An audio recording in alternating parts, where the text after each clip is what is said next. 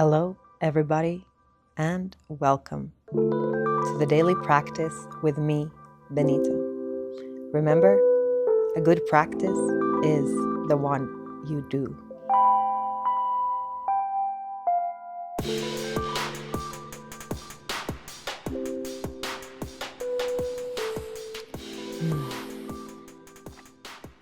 Hello, everybody, and welcome back to the daily practice with me, Benita. I'm so happy that you're back here, or if you're here for the first time, welcome. Just to begin today's podcast episode, I'm going to invite you to just come to your center.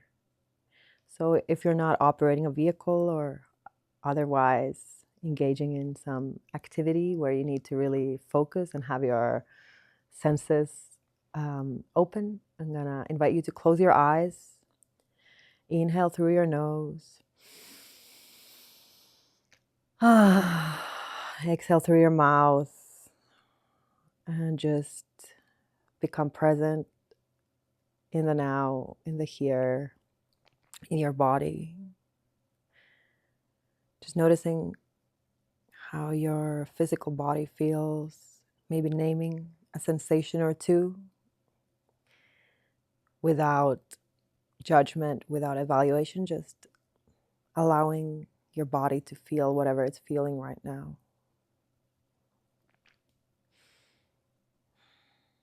Noticing any thoughts that arise and see if you can approach them with equanimity, without judgment, without evaluation, without labeling as good or bad, just allowing your thoughts, your physical sensations arise and be what they are.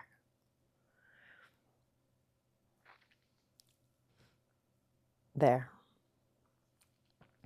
Okay, today's episode is an invitation to tend to the part of the garden you can touch. You might have heard that phrase before. It's a quote by one wise man called Jack Kornfield. I'm not in any way specifically affiliated with Jack Kornfield. I've simply heard him talk, heard him share his experiences and share his wisdom. He comes from a Buddhist background. And I have, like I mentioned in my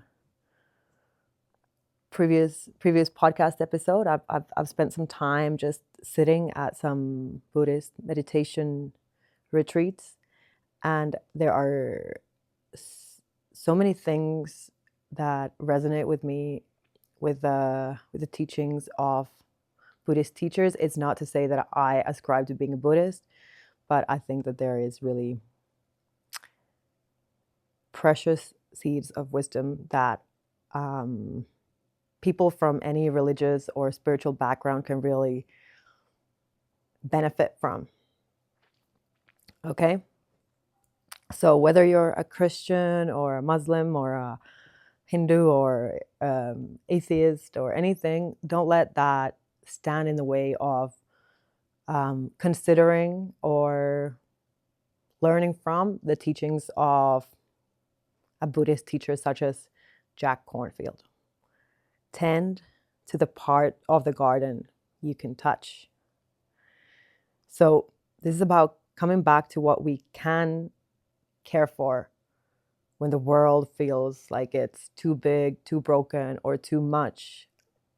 And this is especially true in the age that we live in presently, where it's not just TV. Like when I was growing up in the 90s, it was like, yeah, we had a stream of information or stimulus or input coming in from whether it was radio or TV, but it wasn't as pervasive. It wasn't this 24-hour news cycle through social media, through whatever it is that we are all the time feeling so much. And we are overwhelmed by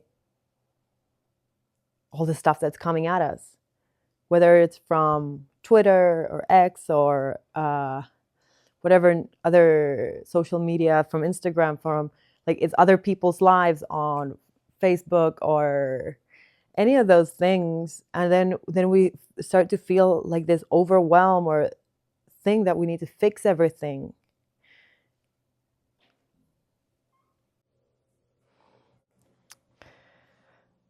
So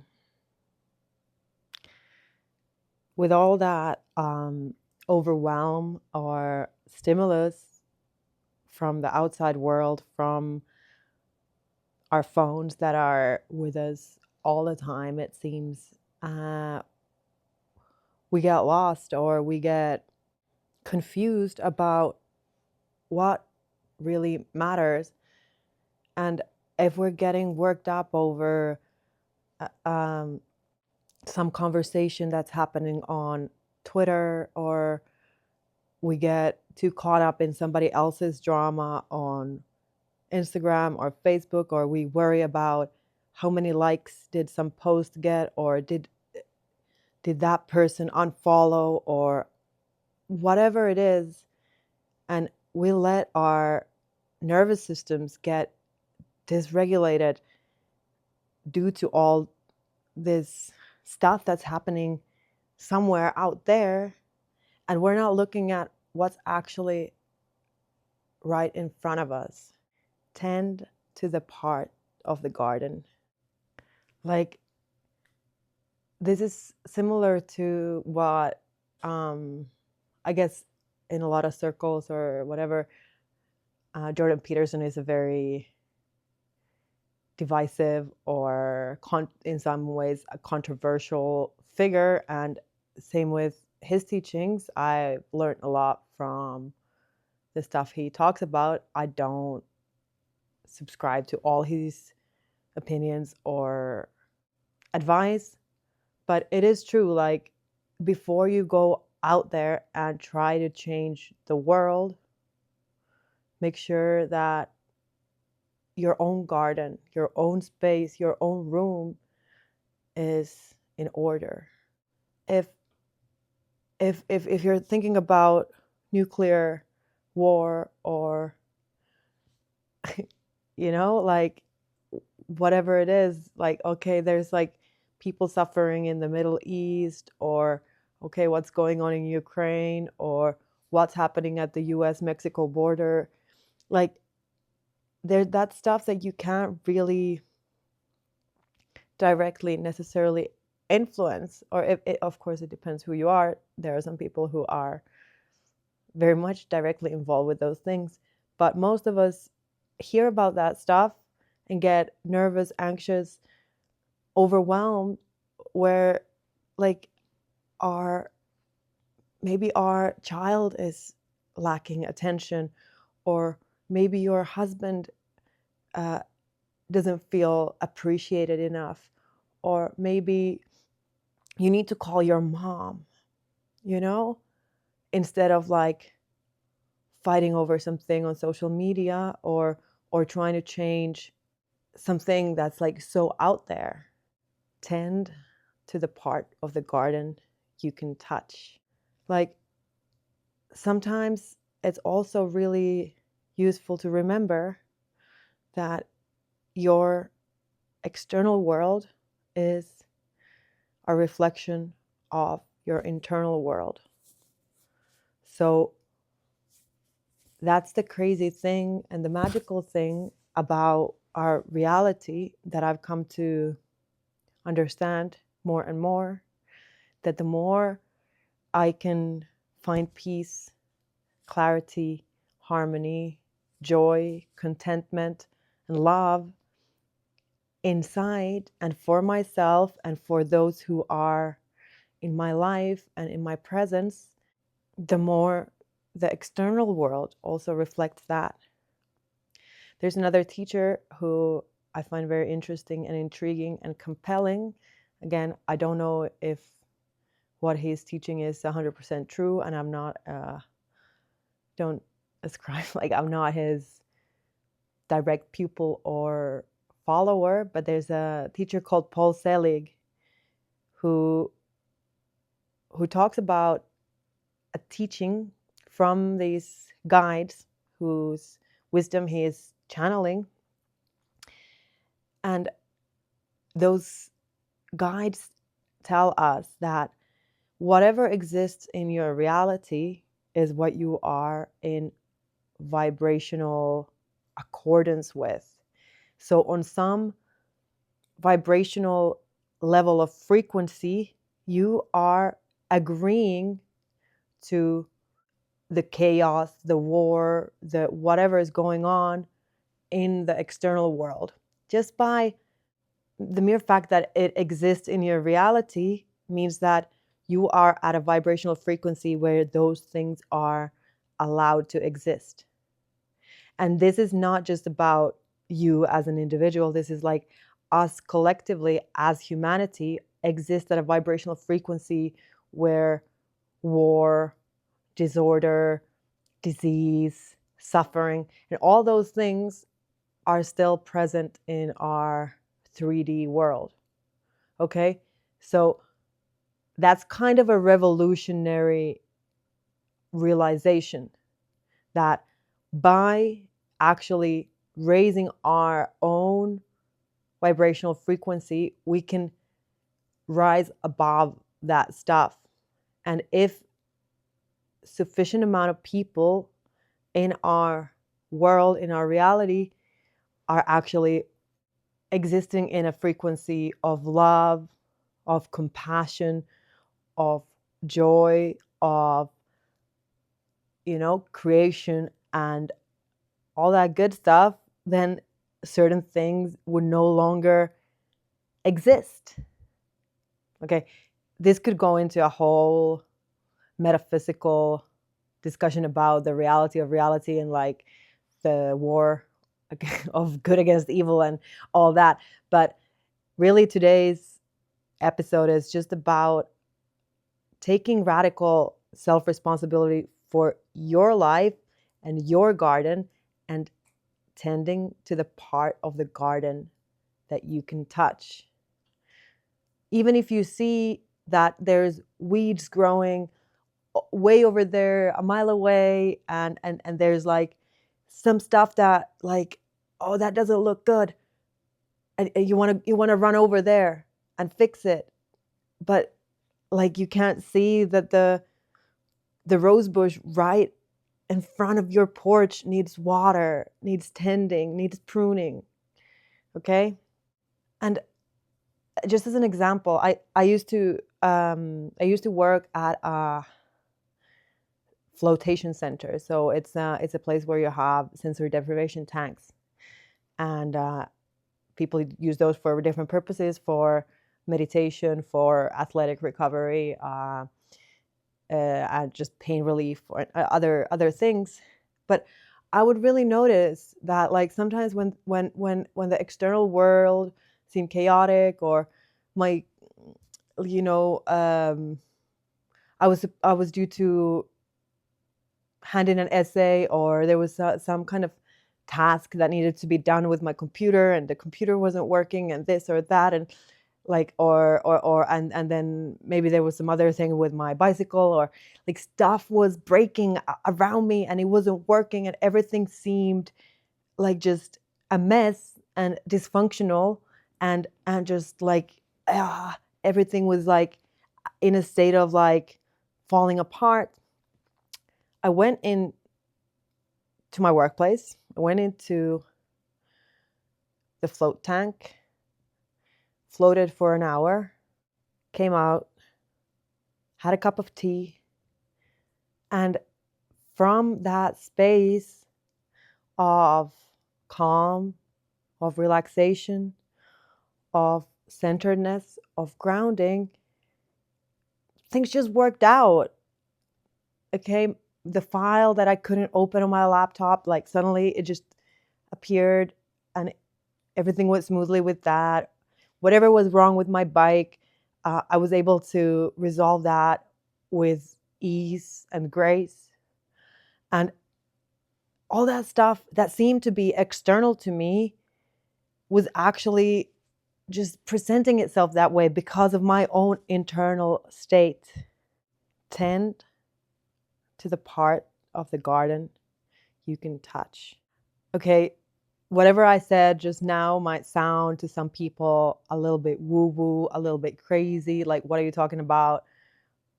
Vibrational frequency, this or that, or like, how does what I feel matter for external things in the material world? Okay, well, if you want to think about this in a scientific or materialistic way, you can recognize that it is a scientific fact, I guess, or it is like with with certain confidence we can say that overwhelm does trigger the stress response in the brain, and that makes us less able to access creative problem solving. And it's also true that these mindfulness practices and coming back to the present moment, coming back to the body, grounding, and like I said, what I did, going into that flotation tank, that reduces the activity in the amygdala. And that's where fear is. That's where fight and flight exists. And coming back to the present moment brings our energy, our brain activity physically to the prefrontal cortex, where we have clarity, regulation, like forward thinking, and like problem solving, that rational, okay, the thing that makes us human, like, okay, how do we move forward? So when we do just one small thing to tend to ourselves, to tend to the physical body, to coming back to ourselves, it becomes safer, it becomes more easy and joyful and relaxing. And then we can look at the outside and be like, oh, okay, I see now. Okay, this is where I have agency. This is where I can be of service. This is how I can show up to myself, to my family, to my friends, to my colleagues, whoever it is that is actually in your life. And that's how you make a difference in the world. And this is really a key thing also. Maybe you've heard of the book called Atomic Habits by, I forget the author, but it's really, really crucial to look at like how small actions that bring you closer to the center, closer to yourself, closer to a grounded, relaxed being, how that will change your entire trajectory of your life. And you will start to attract better people, better opportunities, better circumstances for yourself, where you can be more of who you are and therefore be more of service and be that being on this planet who you were meant to be, instead of like being tossed around by the external stuff that actually doesn't matter or that you can't actually impact, especially from a chaotic, dysregulated nervous system. And this is an interesting, this is a very personal teaching for me also, because my background actually is in academia, in higher education.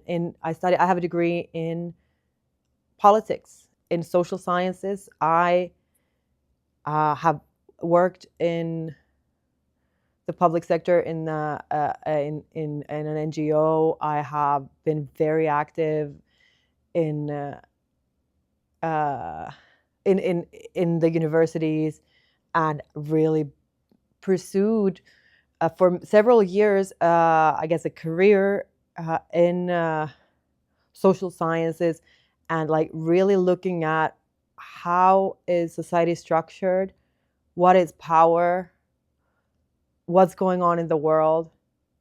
And after several years of studying and graduating from the university, I was actually planning to pursue a career in international politics, pursuing a career where I could help as many people as possible and like help save the environment, save the Amazon, save this, save that. And like I really wanted to be a force of good in the world. But when I really looked at the world honestly, and I talked to people, and I was directly involved with institutions, organizations that were there to make a difference, there to save the planet and the people. And I realized that the forces at play in the world are so massive that me as a person trying to go to an office and send some emails or do these projects that are bound to somehow fail or just be frustrating because like either the funding gets cut or this or that, or I was looking at like great policy initiatives or populist politicians promising this or that, or we're going to save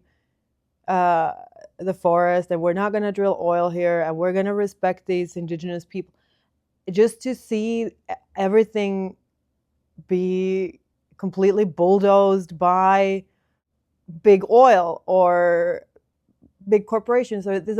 So that made me feel so helpless and useless in those organizations that's actually what also brought me to yoga and to teach these practices, because I saw that the change needs to happen within each and every individual first. Because also by becoming the best version of yourself and really expanding your own consciousness and expanding your own power and harnessing that power to inspire others and to be a force of good that way, we can do so much more.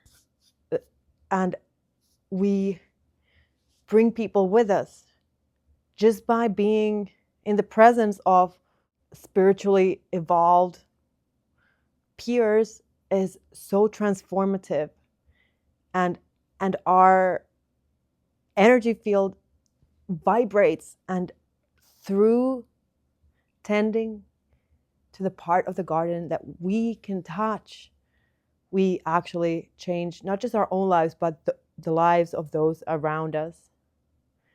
And you'll notice that your reality will become so much brighter, sweeter, and more playful when you find that groundedness, joy, and centeredness within yourself.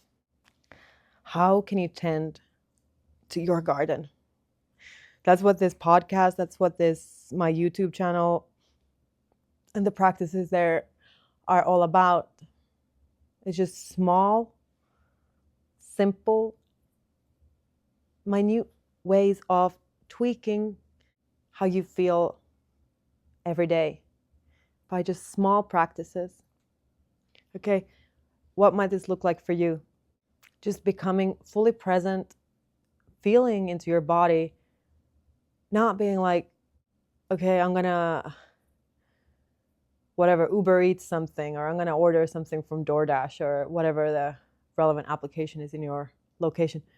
Like instead of doing that, like, can you feel into your own physical body and, okay, what does my body really need? Okay, it's not what you're craving. It's not about satisfying every like pull or craving. It's like, no, okay, there's this, I'm hungry. I want to eat something. How can I best love myself? And okay, maybe sometimes it is. It's like, oh, I think the pleasure of eating a brownie with some delicious vanilla ice cream. That's how I can love myself. Maybe it is that. Okay? But maybe it is like you're going to try, okay, like I've been wanting to like learn how to cook lasagna. Okay, I'm going to start from scratch. Okay, what do I need? How do I do this? And just be fully in that process. And then you sit down and then you eat it. And then you're like, hey, I did this. And this is actually so delicious and nourishing. And I'm so grateful to be able to live in a world where I can just make lasagna for myself and my family. Tend to the part of the garden you can touch. Today, for me, it was just making sure that even though there was a certain chaos or overwhelm in my own life, or there was things that needed my attention, I really was like, okay, no, before I get on with anything else, I'm gonna take my yoga mat, I'm gonna put it outside, I'm gonna enjoy the sunshine, and I'm gonna stretch, and I'm gonna breathe, and I'm gonna strengthen my body, and then go back to whatever else needs to be done. So I can approach those things with more calm and peace. Just taking moments for yourself. It might be something as simple as taking 3 deep breaths. That's it. Sometimes that's all you have time for or all you have capacity for. Even just that will shift your nervous system to a more grounded state. There's so much more to explore here, but like I've said, a good practice is the one you do. And just pick one. Just see if you can think of the best way to tend to your own garden today and see how that shifts.